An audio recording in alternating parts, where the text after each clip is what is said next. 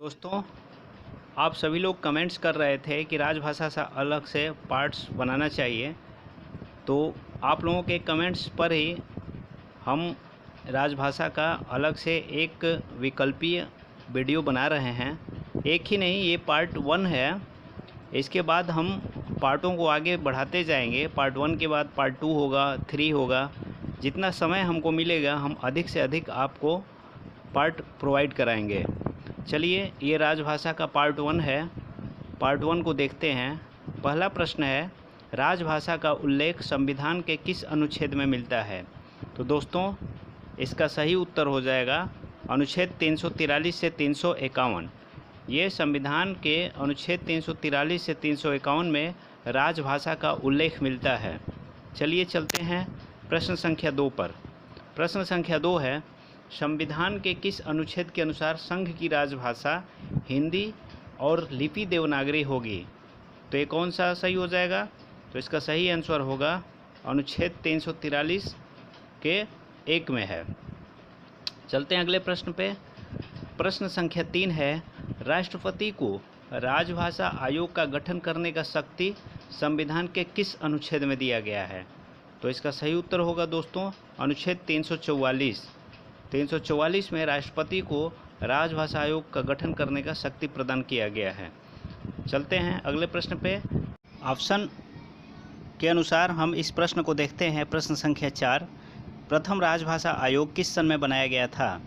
दोस्तों, ऑप्शन 1 है 1955, ऑप्शन 2 है 1963, ऑप्शन 3 है 1976 और ऑप्शन 4 है 1905। दोस्तों, इसका सही उत्तर क्या हो जाएगा? राजभाषा आयोग का जो है किस सन में बनाया गया, गठन कर सकते हैं या किस सन में बनाया गया? तो इसका सही उत्तर हो जाएगा 1955। ये करेक्शन वीडियो है दोस्तों। पिछले वीडियो में ऑप्शन थोड़ा गलत पड़ गया था, 1955 की जगह 1995 हो गया था। मैं करेक्शन करके इसको रिपीट कर दिया हूँ। चलते हैं अगले प्रश्न पे। प्रश्न संख्या 5, प्रथम राजभाषा आयोग के अध्यक्ष थे?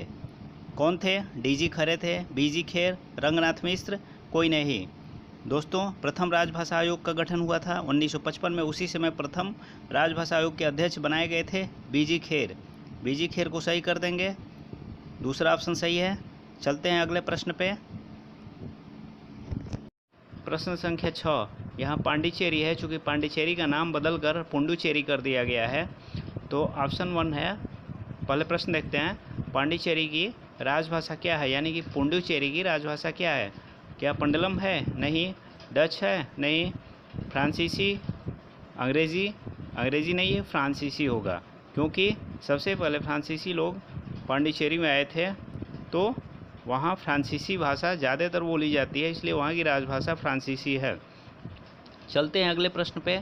संविधान के 71वें संशोधन में निम्न में से कौन सी भाषा जोड़ी गई? क्या मैथिली, डोगरी, सिंधी, नेपाली? तो मैथिली, डोगरी, सिंधी नहीं जोड़ी गई, डोगरी नहीं जोड़ी गई, मैथिली नहीं जोड़ी गई। नेपाली ही 71वें संविधान संशोधन में जोड़ी गई थी। नेपाली भाषा को संविधान की 8वीं अनुसूची में जोड़ा गया था। ये 7वां प्रश्न था, इस पे नेपाली ट्रिक कर देंगे। चलते हैं अगले प्रश्न पे। प्रश्न संख्या 8 है, मिजोरम की राजभाषा क्या है?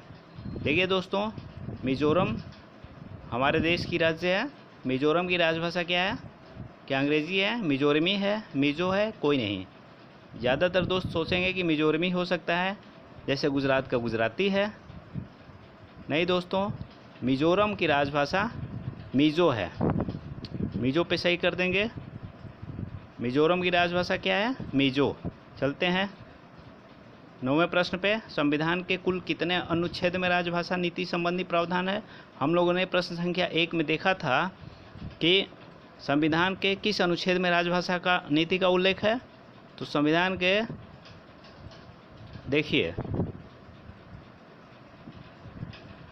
ये 343 से, इसी प्रश्न का उत्तर देने के लिए हम समझा रहे हैं आप लोगों को।